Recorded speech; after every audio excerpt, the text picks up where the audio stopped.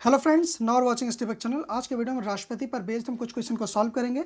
ये एक ऐसा टॉपिक है जो आपके competitive level exams, SSC, railway, bank या कोई भी स्टेट लेवल एग्जाम्स जिसमें जीएस का टॉपिक पूछा जाता है, तो ये वीडियो आपके लिए काफ़ी इंपॉर्टेंट होने वाला है। तो वीडियो को लास्ट तक जरूर देखिएगा। आइए वीडियो शुरू करता है।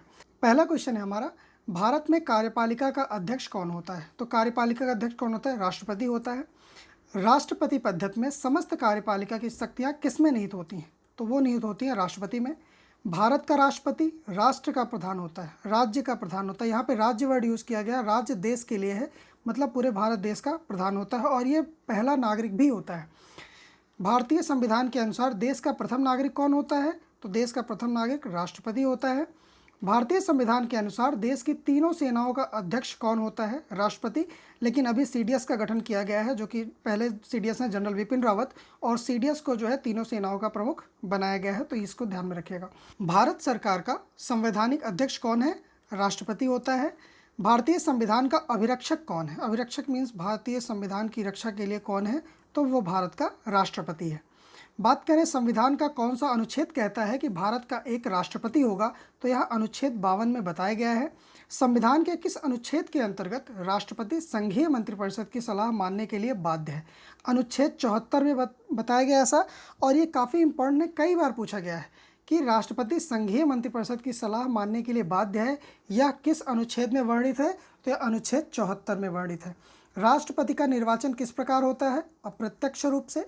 राष्ट्रपति निर्वाचित होने के पात्र बनने के लिए किसी व्यक्ति की आयु होनी चाहिए, तो उसकी आयु 35 वर्ष पूरी होनी चाहिए। राष्ट्रपति पद के निर्वाचन हेतु कौन सी पद्धति अपनाई जाती है? समानुपातिक प्रतिनिधित्व एवं एकल संक्रमणीय पद्धति यहाँ पे अपनाई जाती है। राष्ट्रपति पद के चुनाव संबंधी विवाद को किसे निर्देशित किया जाता है? उच्चतम न्यायालय को निर्देशित किया जाता है। राष्ट्रपति पद का चुनाव संचालित किया जाता है निर्वाचन आयोग द्वारा। किस अनुच्छेद के तहत राष्ट्रपति तथा उपराष्ट्रपति के निर्वाचन से संबंधित विवाद का निर्णय उच्चतम न्यायालय द्वारा करने का प्रावधान संविधान में किया गया है? तो ऐसा बताया गया अनुच्छेद 71 में। राष्ट्रपति पद के उम्मीदवार को चुनाव प्रचार हेतु कितना समय मिलता है? 2 सप्ताह का समय दिया जाता है। भारत के राष्ट्रपति का चुनाव कितने वर्षों के लिए होता है? 5 वर्ष। 5 वर्ष बाद दूसरा राष्ट्रपति। किस अनुच्छेद के तहत राष्ट्रपति अपने पद ग्रहण करने की तिथि से 5 वर्ष तक की अवधि तक अपने पद पर बना रहता है? तो यह वर्णन है अनुच्छेद 56 में। भारत के राष्ट्रपति को उसके पद से हटाया जाता है संसद द्वारा महाभियोग लगा के, और यह मेंशन है अनुच्छेद 61 में। भारत के राष्ट्रपति को पद से हटाने के लिए संसद का महाभियोग इम्पीचमेंट लाया जाता है। राष्ट्रपति पर महाभियोग की प्रक्रिया किस देश के संविधान से ली गई है? तो अमेरिका के संविधान से यह लिया गया है। संसद में राष्ट्रपति के विरुद्ध महाभियोग प्रस्ताव पास करने के लिए कितने सदस्यों का समर्थन होना चाहिए? तो कुल सदस्यों में कम से कम 2/3 सदस्य की जो है सिग्नेचर होनी चाहिए, तब महाभियोग लगा के राष्ट्रपति को हटाया जा सकता है। राष्ट्रपति को पद और गोपनीयता की शपथ दिलाता है भारत का मुख्य न्यायाधीश। राष्ट्रपति संविधान के किस अनुच्छेद के तहत भारत के मुख्य न्यायाधीश के समक्ष शपथ ग्रहण करता है? तो अनुच्छेद 60 में मेंशन है। राष्ट्रपति अपना त्यागपत्र उपराष्ट्रपति को प्रदान करता है।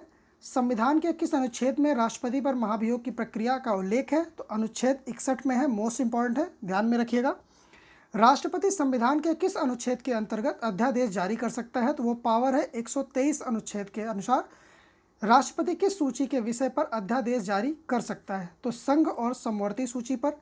राष्ट्रपति द्वारा जारी एक अध्यादेश संसद के सत्र प्रारंभ होने के बाद कितने समय तक रखा जाना आवश्यक है? तो वो 6 सप्ताह तक रखा जाना आवश्यक है। राष्ट्रपति किसकी सलाह पर लोकसभा को भंग कर सकता है? तो प्रधानमंत्री की सलाह पर जो है लोकसभा को भंग कर सकता है। राष्ट्रपति राज्यपाल की नियुक्ति में किसकी सलाह लेता है? तो प्रधानमंत्री की सलाह लेता है। राष्ट्रपति को लोकसभा में किन 2 सदस्यों को मनोनीत करने का अधिकार है? तो एंग्लो इंडियन को ये जो है मनोनीत कर सकता है। राष्ट्रपति राज्यसभा के लिए कितने सदस्यों को मनोनीत करता है? तो 12 सदस्यों को।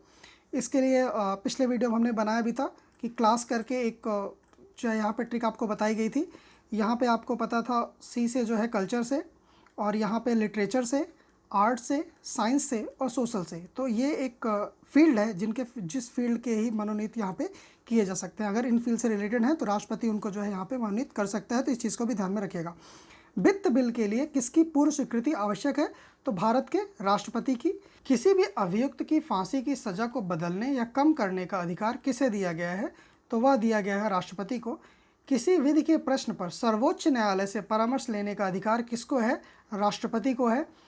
भारतीय संविधान का कौन सा अनुच्छेद राष्ट्रपति को उच्चतम न्यायालय से परामर्श लेने की शक्ति प्रदान करता है? तो अनुच्छेद 143 में ऐसा बताया गया है। राष्ट्रपति को भत्ते के अलावा प्रतिमाह कितना वेतन प्राप्त होता है? तो 1.5 लाख रुपए यहाँ पे दिया है। इस समय वर्तमान समय में जो है राष्ट्रपति का वेतन 5 लाख रुपए है। भारत के प्रथम राष्ट्रपति कौन है? डॉक्टर राजेंद्र प्रसाद।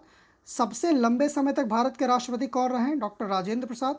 भारत का राष्ट्रपति चुने जाने वाले प्रथम गैर कांग्रेसी उम्मीदवार थे वीवी गिरी, और ये भारत के चौथे राष्ट्रपति थे। भारतीय राष्ट्रपति के सर्वसम्मति से चुने जाने वाले राष्ट्रपति कौन थे? नीलम संजीव रेड्डी। कौन 2 बार लगातार राष्ट्रपति रहे हैं? डॉक्टर राजेंद्र प्रसाद। भारत के किस राष्ट्रपति की मृत्यु कार्यकाल पूरा करने से पूर्व हो गई थी? डॉक्टर जाकिर हुसैन को। याद रखिएगा, मोस्ट इंपॉर्टेंट क्वेश्चन है। भारत के मुख्य न्यायाधीश ने कुछ समय तक भारत के राष्ट्रपति के रूप में कार्य किया है, तो वो है न्यायमूर्ति एम हिदायतुल्ला। भारत की प्रथम महिला राष्ट्रपति कौन थी? तो प्रथम महिला राष्ट्रपति श्रीमती प्रतिभा पाटिल, जो कि 12वीं राष्ट्रपति थी। वर्तमान समय में भारत के राष्ट्रपति कौन है? डॉक्टर रामनाथ कोविंद। इस चीज़ को ध्यान में रखिएगा। तो आज के वीडियो में इतना ही। आई होप आपको हमारा वीडियो पसंद आया होगा। अगर वीडियो पसंद आया तो चैनल को लाइक करिए, शेयर करिए, सब्सक्राइब करिए। तो मिलते हैं अगले वीडियो में, तब तक के लिए धन्यवाद।